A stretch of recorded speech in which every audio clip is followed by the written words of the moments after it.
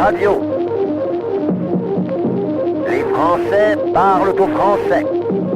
Les sanglots longs des violons de l'automne blessent mon cœur d'une langueur monotone. Sud Radio, Berkoff dans tous ses états. Et je reçois, et je suis très heureux de recevoir, quelqu'un qui est un pan de l'histoire de France, quels que soient ses adversaires, ceux qui l'aiment, ceux qui le détestent, ceux qui le fascinent, ceux qui le refusent. Eh bien, il a marqué ces 50, 60 dernières années, et on va en parler longuement avec lui. Sud Radio, Berkoff dans tous ses états. Le face-à-face. Et tout de suite, André Berkoff, on accueille votre invité, Jean-Marie Le Pen, président d'honneur et fondateur du Front National. Alors, bonjour Jean-Marie Le Pen. Bonjour. Alors, j'ai reçu et j'ai lu votre livre, donc c'est le premier tome des mémoires, évidemment, Fils de la Nation. Et vous allez donc de votre naissance à la Trinité-sur-Mer, même vous évoquez vos parents, vos grands-parents, jusqu'à 72, la fondation du Front National. Ça, ce sera ensuite, je suis sûr qu'il sera aussi abondant que le premier pour un second tome. Vous savez déjà à peu près quand vous allez publier ce second tome ? L'année prochaine, je pense. L'année prochaine. Je laisse le temps à mes amis d'acheter le livre pendant toute l'année. Vous avez raison. Il faut quand même qu'ils le fassent. Alors écoutez, je vous ai vu tiquer, justement, je vous ai vu tiquer à l'annonce de Radio Londres.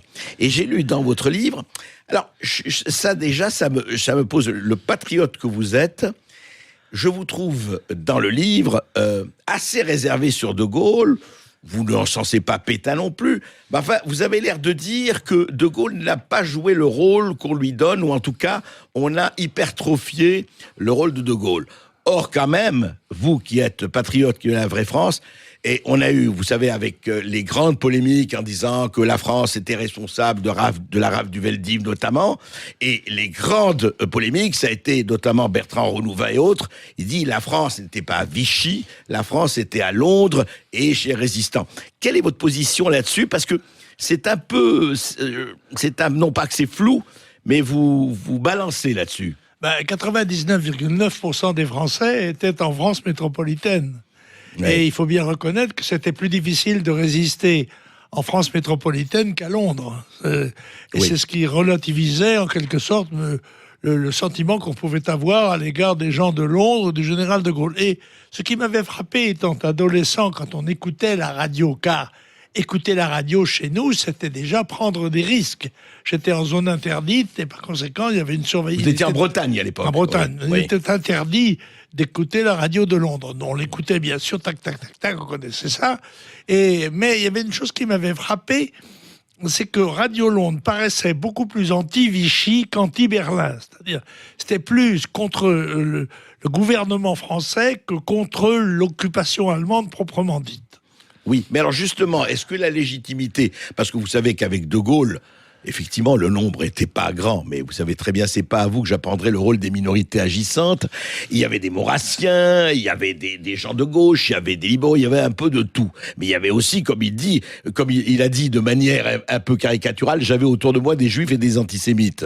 Mais est-ce que, au-delà de ça, quand même, est-ce que la France, alors parce que j'aimerais vraiment avoir votre sentiment, vous en parlez bien dans votre livre, est-ce que Vichy, c'était la France ? Mais évidemment, écoutez, ce qui est intéressant de noter, c'est que Oui. Dans les pays où il n'y avait pas de gouvernement national, comme Vichy, il y avait un Gauleiter allemand et comment dirais-je, la situation de la population était infiniment plus délicate, plus difficile qu'elle ne l'était en France. Je rappelle quand même que le sujet de la politique, c'est en quelque sorte le salut de la France et des Français. Or, les 40 millions de Français se trouvaient en France métropolitaine, à moitié occupés jusqu'en 42, totalement occupés après 42. Et ces gens-là avaient une préoccupation principale qui était survivre. C'est-à-dire, il fallait manger, il fallait travailler, et trouver du travail, gagner de l'argent et sauver les gens. Nous avions, je le rappelle, et c'est une explication aussi de l'armistice signé par le dernier gouvernement de la Troisième République, parce Oui, que exact. ce Gouvernement n'est pas du Front celui de populaire. Vichy, c'est celui de Ouais.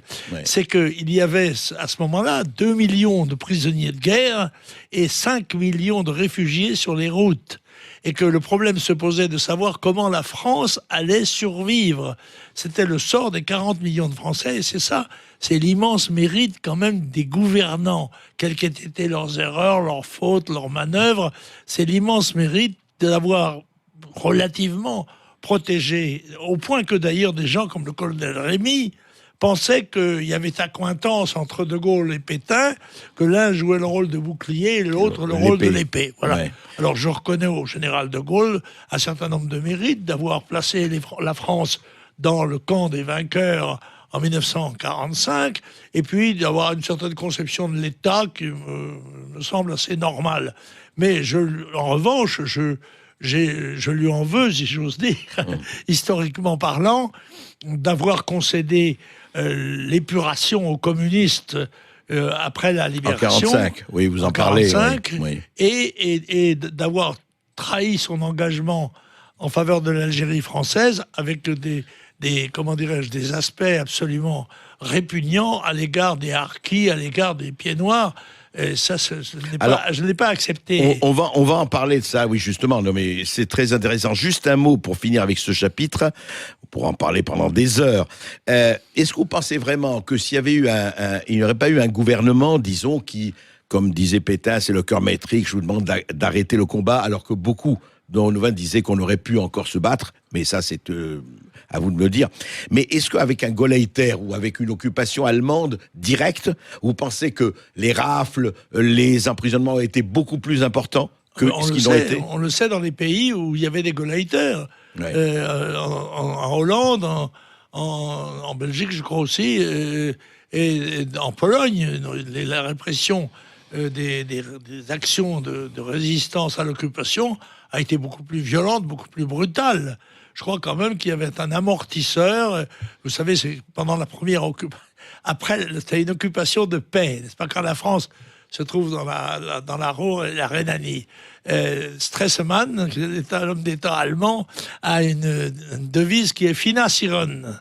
Financilon, c'est-à-dire financer. Financer. Voilà, et c'est un peu ce que fait Vichy, étant entendu qu'il y a, c'est vrai, à Paris, des partisans de l'Allemagne nazie, c'est-à-dire oui, c'est ça. qui sont oui. de l'Europe nouvelle, en quelque sorte, qui se placent. Qui sont allés jusqu'à la Waffen-SS et compagnie. C'est ça, oui. c'est Doriot, c'est DA, etc.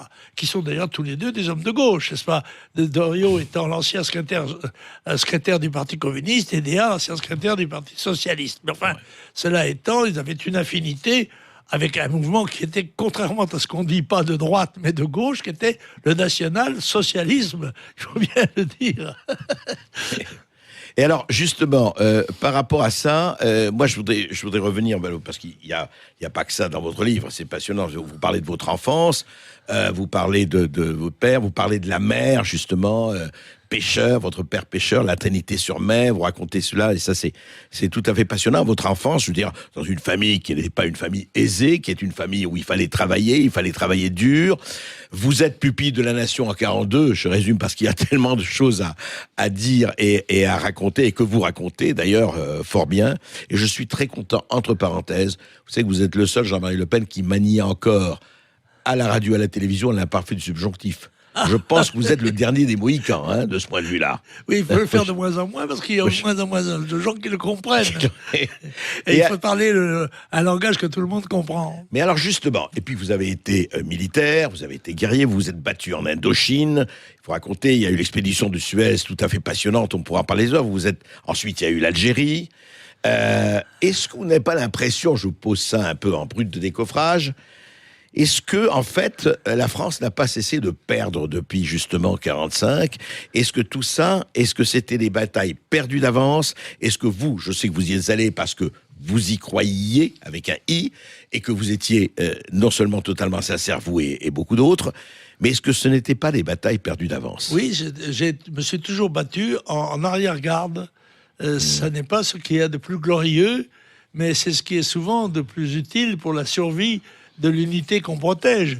Et c'est vrai que la France n'a cessé de reculer, malgré sa victoire relative de la Deuxième Guerre mondiale, qui était due, d'ailleurs, il faut avoir aussi le courage de le dire, beaucoup plus à l'armée d'Italie qu'aux troupes qui venaient de Londres avec De Gaulle, parce qu'il y avait la 2e DB, il y avait la DFL, qui étaient les troupes Il y a eu gaullistes. le débarquement quand même, il y a eu le débarquement. Oui, mais le débarquement est anglo-américain. Anglo-américain, Je signale que le général De Gaulle débarque 3 mois après, lui. C'est vrai. Avec la DB, d'ailleurs. Le temps d'arriver à Paris pour les journées d'août. Et voilà. Alors, j'essaye de remettre les choses en place. Je ne veux pas faire de polémique, mais je pense que beaucoup de choses ont été écrites par les vainqueurs au détriment des vaincus. Et je note aussi que il était beaucoup plus facile et beaucoup plus libre de parler des choses de la guerre dans les 10 années qui ont suivi la guerre que maintenant. Autrement dit, la doxa officielle s'alourdit et il devient de plus en plus difficile de parler librement d'un certain nombre de sujets. Ah, vous avez l'impression qu'il y a une espèce de police de la pensée ou une chape de plomb qui police de la pensée dont je suis victime, puisque j'avais tout récemment 2 procès qui ont été reportés pour des raisons qui tenaient à la santé des avocats, je crois. L'un qui était un procès pour homophobie, ce qui est extraordinaire, et l'autre était un procès parce que j'avais parlé de la fournée. Ce terme et on a dit four, etc. Ouais. Ce terme étant réputé sulfureux par comparaison. Mais Jean-Marie Le Pen, de temps en temps, c'est vrai que vous vous permettez mais par exemple, des fois, on sent le Front National monte, etc. On parle de tout ici et c'est très bien et on est en pleine liberté à Sud Radio. Par exemple, qu'est-ce que vous avez besoin de dire du rafour crématoire ? Quel intérêt ? Écoutez, Qu'est-ce que vous en fichez, ça ? Moi, je suis un orateur de chic. C'est-à-dire que généralement, c'était pas courant du tout. Avant, je parle sans papier, voilà. Ah ouais, et d'accord. je parle dans un banquet, en finale, et j'attaque un ministre qui a dit, qui était Durafour, qui a dit il faut exterminer le Front National, et pour cela, il faut même s'allier avec les communistes. Alors je dis cette espèce de Durafour et du Moulin, Durafour crématoire, c'est un mot. Ouais. Ça n'a pas, je n'ai pas à l'égard de ce vocabulaire une attitude de mise en prière. Je suis un homme libre, je parle des choses librement, et les gens qui le prennent mal ou qui feignent de le prendre mal, c'est Vous improvisez beaucoup. polémique. Vous improvisez beaucoup. Vous aimez, oui. Oui, j'improvise tout le temps. Enfin, j'improvise. Je raconte ce que je pense. Voilà. On aime, on n'aime pas. Oui, non, mais vous êtes. Et d'ailleurs, il y a comment s'appelle-t-il, l'insoumis là. Qui Mélenchon. Mélenchon fait comme ça un peu maintenant. Il parle Oui, aussi oui. en marchant sur le. Il utilise moins l'imparfait du subjonctif que vous, mais il parle. Ne mélangeons pas les serviettes et les tampons. Ne mélangeons pas. Mais dites-moi, l'Algérie quand même. Vous attaquez beaucoup De Gaulle, effectivement, par rapport à ce qu'il a dit. On sait, je vous ai compris, vive l'Algérie française, Mostaganem. Il y a eu beaucoup de choses qui s'est passées, des choses assez terribles de part et d'autre, d'ailleurs, du paysage. Mais il y a une chose que je ne comprends pas. Vous devriez être, vous, d'accord avec De Gaulle quand De Gaulle dit la France est d'abord chrétienne, de race blanche, et s'il y a des minorités qui s'intègrent, c'est très bien, mais si ça ne s'intègre pas, ça ne va pas. Deuxièmement, et il a dit j'étais contre l'Algérie française parce que je ne voulais pas que colomber les 2 églises devienne colomber les 2 mosquées. Oui, Or, on aurait eu avec l'Algérie française, dont je vous pose la question, une population musulmane beaucoup plus importante que celle qu'il y a. De votre point de vue, vous devriez être... Je reconnais que l'histoire a donné raison à De Gaulle, mais sans qu'il l'ait perçu lui-même cela. Car au moment où il le fait, il n'y a pas eu la révolution démographique formidable qui a porté la population du monde de 3 à 8 milliards d'habitants en 50 ans, et qui a porté la population algérienne en 50 ans aussi de 8 millions à 46 millions. Et c'est vrai que j'avais rêvé pour ma part de pouvoir intégrer cette population musulmane de 8 millions aux 40 millions de Français, n'est-ce pas, donnant ainsi à la France la chance exceptionnelle d'être présente sur 2 continents différents. Ce qui lui donnait une possibilité de sursaut historique, en quelque sorte. Voilà, c'était un rêve, et c'est vrai. Mais reconnaissez que c'est pas comme ça que ça s'est passé. C'est pas comme ça que ça s'est passé, mais le général de Gaulle n'y était pour rien et il ne l'a pas perçu. C'était plutôt sa répulsion à l'égard de ce monde-là. De Gaulle était un militaire tourné vers l'Est, vers l'Allemagne, c'était sa génération. Il n'était pas colonial dans l'âme, le moins qu'on puisse dire. Il était métro.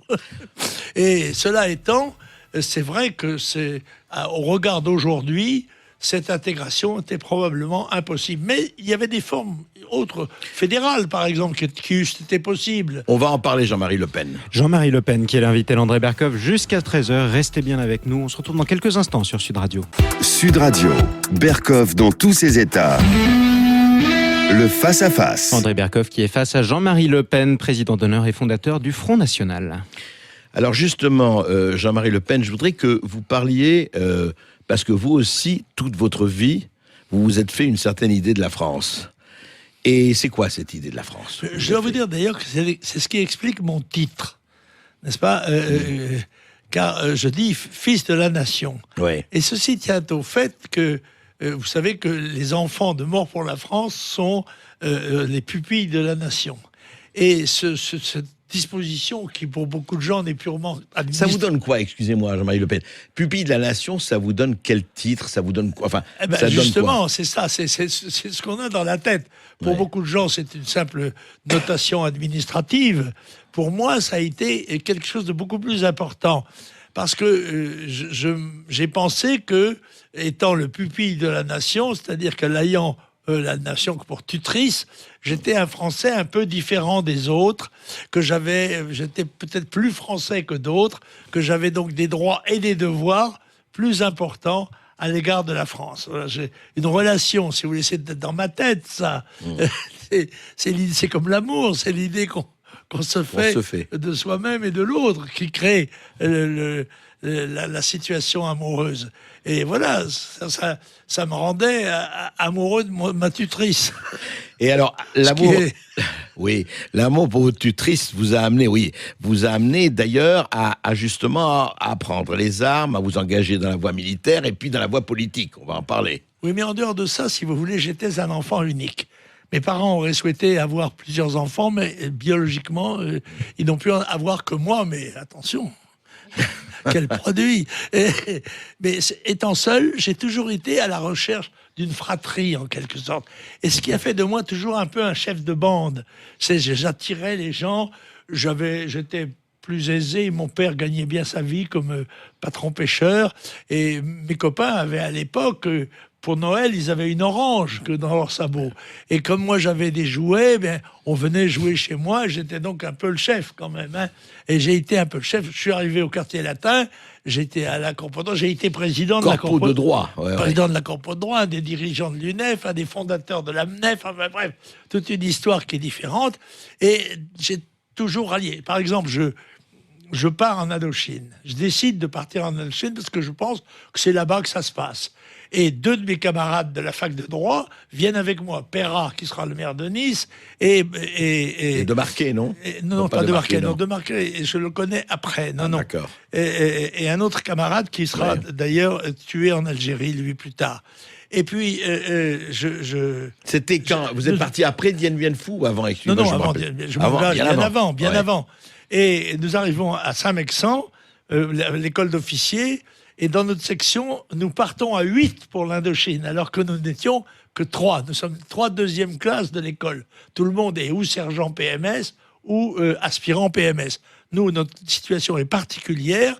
Nous sommes des deuxièmes classes et nous sommes admis à l'école d'officiers directement parce que nous sommes licenciés en droit, etc. etc. Bref, tout ceci fait que nous partons donc de la fac de droit à 3, 2 personnes avec moi, et de ma section de Saint-Mexan à 8 pour l'Indochine. Ça, c'est en quelque sorte le prêche d'exemple, si vous voulez, la capacité d'agglomérer, de donner aux gens l'envie de faire comme vous, etc. Voilà, c'est tout. C'est probablement ça me prédisposait à la politique et qui a fait que, à travers de très grandes difficultés et toujours à contre-courant. Ah oui, ça on peut dire à contre-courant, Oui, j'ai ça même c'est trouvé clair. une formule qui me paraît bien Ouais. résumer, exprimer ce que j'ai été. J'ai été toute ma vie un brise-glace. C'est-à-dire que je n'ai jamais navigué en eau libre. Il a toujours fallu forcer le passage. Pas avec le courant, quoi. Non, Pas non, avec le jamais, courant. jamais avec le courant. Et en plus de ça, avec la mer prise. Mais alors justement, parlons-en, parce que vous en parlez dans votre livre, Poujade. Poujade, ça a été votre première grande expérience politique. Oui, à la vérité, j'avais, en rentrant en Indochine, l'intention, est-ce qu'on peut dire ça comme ça, de leur cracher à la gueule. Mais hein. on Voilà. peut. Et donc, je refais la rencontre à ce moment-là de Marquin, un ancien para, et de Dide, un ancien commissaire des renseignements généraux, ancien membre de cabinet du ministre de l'Intérieur. De cracher à la gueule de qui, De excusez-moi? cracher à la gueule du système que je rendais responsable de l'échec en Indochine avec tous les aspects catastrophiques que ne voyaient pas mes compatriotes, mais qui étaient ces réfugiés qui s'accrochaient à nos bateaux, enfin, etc. Des choses, des images assez terribles. D'accord. Et donc, je rencontre le président des anciens d'Indochine, me dit, mais vous devriez rencontrer Poujade, il pourrait vous donner un coup de main. Et nous convenons d'un dîner, je crois. Je rappelle, Poujade, c'était déjà les petits commerçants et artisans. Poujade, attention, c'est un mouvement extrêmement puissant. Pour vous donner un ordre d'idée, Fédération de l'Hérault, 15 000 adhérents. Les deux journaux du parti, 400 000 abonnés chacun. Ah oui, Bon, donc, important. c'est un personnage déjà. Mais Delpel, président des Nations Indochine, nous dit, vous savez, c'est un cas qui a votre âge à peu près. Il sera... Et nous nous rencontrons. Et ce soir-là, Poujade nous dit, écoutez, c'est bien volontiers que je vous aurais soutenu, mais le mouvement vient de décider de se présenter aux élections. Je dis, écoutez, si c'est comme ça, tant pis, on se combattra pas, en tout cas. Hein, il a dit, mais moi, je souhaiterais faire plus avec vous. Ah bon? Je dis, écoutez, il y a une chose que je voudrais. C'est d'abord voir qui vous écoute, ce que vous dites et comment c'est reçu. Il dit, écoutez, je parle à Blois, dans 5 jours, je vous enverrai des chauffeurs. On y va, et c'est dans une petite église, il y a 3000 personnes serrées, des commerçants, des artisans, des paysans avec leurs bottes, etc., et leurs casquettes. Et Poujade est un orateur du midi moins le quart, très loquace, etc., et souriant, sympathique. Il est de ces hommes à qui les chiens lèchent la main et à qui les bébés sourient, quoi. Voilà, c'est comme ça. Et C'est populaire. Donc, nous voyons ça et on se voit ensemble. On dit, en effet, c'est un mouvement formidable. La foule, évidemment, enthousiaste. Si on avait lâché un député dans la salle, il se retrouvait peint sur le mur, comme balle. Et on arrive dans le bistrot et il dit, alors, qu'est-ce que vous en pensez? Il dit, écoutez, on est prêt à marcher avec vous. Alors là, il me tutoie. Il me dit, bon, dans ce cas-là, tu parleras avec moi à Rennes la semaine prochaine. Et la semaine suivante, tout de suite, je parle en vedette américaine à Rennes devant 12 000 personnes sur la place des Lys. C'est le début de l'aventure Poujade. Vous avez jamais eu le trac? Première parole en public, faire devant une foule, pas de trac, pas de... Non, la vérité, non. J'entrais, surtout très longtemps après, j'entrais sur le Nabucco, n'est-ce pas? Et Verdi. Ouais. Au moment de la reprise, j'arrivais sur l'estrade et... Vous faisiez votre fameux geste. Oui, c'est ça. D'accord. Et alors justement, bon, il y a eu ça. Ensuite, il y a eu l'Algérie. Il y a eu et avant d'arriver justement, parce qu'on va rester dans le premier tome, on va pas parler du Front National, sauf les dernières questions que je vous poserai après, juste d'actualité.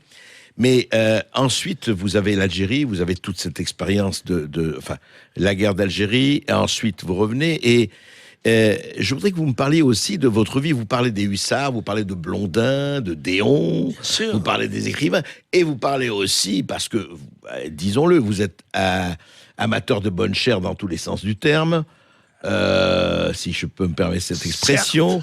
Je le prends plutôt comme un compliment. Et de ce point de vue-là, écoutez, il paraît que vous avez un répertoire. D'où vous vient cet amour de la chanson? Il paraît que vous avez un répertoire incroyable. Oui, extrêmement varié. Ça va depuis les cantiques jusqu'aux chansons du quartier latin, en passant par toutes les chansons politiques possibles et imaginables.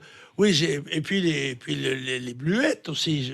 Je connais quelques centaines de chansons, certaines par cœur, d'autres avec un couplet, un refrain. Mais enfin, je chante. Mes parents chantaient tout le temps. Et moi, je chante aussi quand je vais dans ma salle de bain. Tout ça, je dis à ma femme, quelquefois, t'as la chance d'avoir un mari qui chante dans la salle de bain. Écoute, c'est pas si courant. Bon. Ouais, Et il chante juste. Est-ce qu'il chante juste au moins? Oui, n'oubliez pas que j'ai été quand même. J'avais j'ai créé une collection de disques Oui, la Serpe. dont j'ai vécu. Car j'ai fait un métier qui a été éditeur de disques Vous en parlez dans votre livre d'ailleurs, La Serpe. de musique militaire de très bonne qualité d'ailleurs, et aussi de documents sonores, historiques en quelque sorte, dans lesquels s'approvisionnaient souvent les gens de radio sans toujours m'en demander la permission. Mais enfin, ça, je faisais beaucoup de recherches, j'ai fait écoutez, pour montrer mon objectivité, j'ai consacré 12 disques au général de Gaulle quand même, un coffret de 12 disques. C'est Mais bien, c'est c'est vrai bien. aussi que j'ai fait les discours de Pétain, Henriot, Doriot, etc. Tout le ça. monde, ouais. J'ai fait, ce qui m'a donné Donc De Gaulle c'est un vous a fait exercice vivre. De Gaulle vous a fait l'objectivité. vivre. Ouais. Je suis assez facilement objectif, c'est-à-dire je peux me mettre à la place des autres pour essayer de comprendre ce qu'ils ont fait, ce qu'ils ont voulu faire. Ce qui me vaut d'ailleurs souvent des attaques, les gens croyant que je prends le parti des gens que je juge équitablement, en quelque sorte. Et alors, comment vous expliquez justement que... Alors, c'est extraordinaire, parce que le nom de Le Pen, c'est vraiment intéressant. Vous l'avez fondé, vous l'avez acté, c'est devenu vraiment une figure intégrante de la politique française, comme on l'a dit, depuis des décennies et des décennies. Et ce qui est extraordinaire aussi, c'est que vous avez maintenant, après vous, 2 générations de Le Pen. Oui, Qui continue la politique. Mais mon père était le plus jeune conseiller municipal de la Trinité-sur-Mer. Ah, déjà. Donc ça n'est pas moi qui ai D'accord. commencé. D'accord.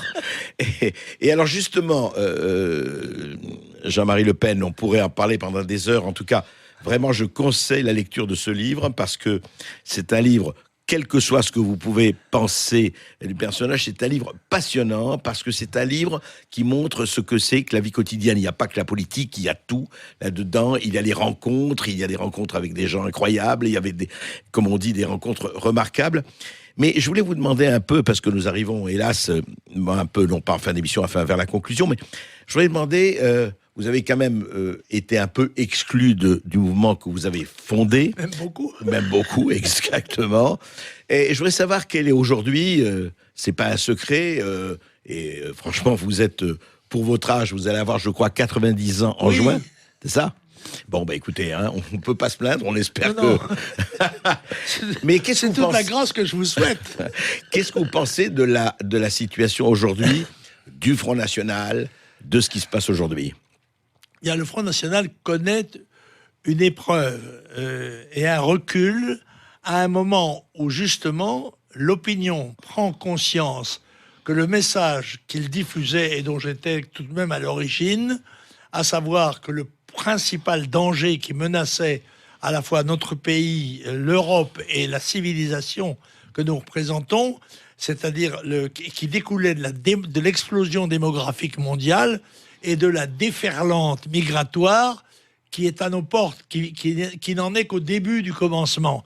Et cela, le public commence à s'en rendre compte, se rend compte que dans le fond, Le Pen avait raison, et c'est à ce moment que Marine Le Pen récuse le président fondateur, l'écarte, et qu'elle se trouve solitaire, en quelque sorte, pendant un moment où, justement, l'opinion serait prête à accueillir son message. Mais comment, enfin, très rapidement, comment vous expliquez cela ? Enfin, vous, comment vous expliquez cette espèce de... C'est pas seulement Philippot, c'est pas seulement tout cela, c'est quoi ? Pardon, mesdames, mais est-ce que... je suis assez féministe, moi, mais est-ce que ce sont les mêmes animaux que nous ? Ah, est-ce que les structures ça va mentales... encore vous valoir ça va vous valoir une avalanche, Est-ce que les structures mentales sont les mêmes ? Non. Elles sont différentes, les jugements sont différents, les approches éthiques, esthétiques sont différentes. Et je vous pense pensez que la femme politique n'est pas un homme comme un autre ? Voilà, je crois. Marine Le Pen est une femme et moi je suis un homme. C'est peut-être la plus grande différence que nous avons entre nous, je crois. Mais c'est de l'intuition, ça, et probablement, ça ne va pas me faire bien voir, encore que, je le dis, j'ai beaucoup d'admiration pour les femmes. J'ai été élevé par une veuve, j'ai eu 3 filles, et même une arrière-petite-fille. Mal, ça. Donc, Pas mal. j'ai beaucoup d'admiration pour le rôle que les femmes ont joué dans notre pays, en particulier pendant les guerres, où elles ont assumé toutes les tâches. Et donc, je suis, de ce côté-là, absolument inattaquable. Oui, mais Jean-Marie Le Pen, justement, mais on va parler de votre petite fille. Marion n'est pas Marine, visiblement. Regardez, ce sont 2 femmes, mais elles ne se ressemblent pas. Je ne sais pas. Ou alors, je me ça trompe. ne veut pas dire pour autant qu'elle ressemble à son grand-père. Ah, est-ce que c'est l'idéal, ça? Non, mais chacune d'entre elles a sa personnalité. Oui. Et en l'occurrence, on peut dire, dans les 2 cas, très accusée. Et plus encore peut-être pour Marion, qui a connu des succès politiques très jeunes, et dont j'ai regretté personnellement qu'elle ne continue pas dans la voie parlementaire, qui me semblait être son devoir. Oui, mais elle est revenue en politique, vous avez vu, avec son discours de Washington. Oui, absolument, c'est une surprise pour moi. Mais en effet, je crois qu'elle est très douée, elle a de grandes capacités. Elle joue, je crois, on appelle ça maintenant la métapolitique. Oui, je sais pas ce C'est-à-dire que c'est, mais... ce qui est en quelque sorte culturel dans la politique, environnementale. C'est une approche qui est peut-être l'approche de l'avenir, je ne sais pas. Et chacun, elle joue sa partie en toute liberté, en toute indépendance, parce qu'en plus, elles ont toutes les 2 des tempéraments indépendants, comme leur ancêtre, si j'ose dire. Ben voilà, c'est une marque Le Pen, ça, hein, on peut le dire. Juste un mot, Jean-Marie Le Pen, et de toute façon, on n'attendra pas le second tome pour vraiment vous réécouter. Juste un mot, vous êtes comme ça sur l'idéal, vous êtes optimiste ou pessimiste? Je sais que vous avez 90 ans, mais je sais que l'avenir est encore devant vous. Est-ce que vous vous sentez là, dans la situation? Vous sentez quoi? La vie commence toujours demain, et le destin n'est jamais écrit à l'avance. En tous les cas, on ne le connaît pas. Et néanmoins, il faut savoir que nous allons aborder de terribles épreuves. Et ça, j'ai le devoir de le dire, même si je sais que Cassandre n'est pas bien vue et que les vérités sont bonnes à dire, mais sont pas toujours agréables à entendre. Mais c'est mon rôle, à moi, de dire la vérité. Je suis un lanceur d'alerte, et j'essaye de faire comprendre à mes compatriotes et aux Européens, d'ailleurs, le danger mortel qui est recelé par ce que j'appelle la déferlante migratoire à venir. Eh bien, l'alerte est lancée. Et vous pouvez réécouter Berkoff et dans tous ses états sur sudradio.fr, en podcast notamment. On vous rappelle l'ouvrage Les Mémoires de Jean-Marie Le Pen, notre invité de ce jour, Fils de la Nation, publié aux éditions Muller, à suivre sur Sud Radio. Les clés d'une vie, Jacques Pessis, depuis le Salon de l'Agriculture en direct et en public, qui reçoit le Québécois Robert Charlebois.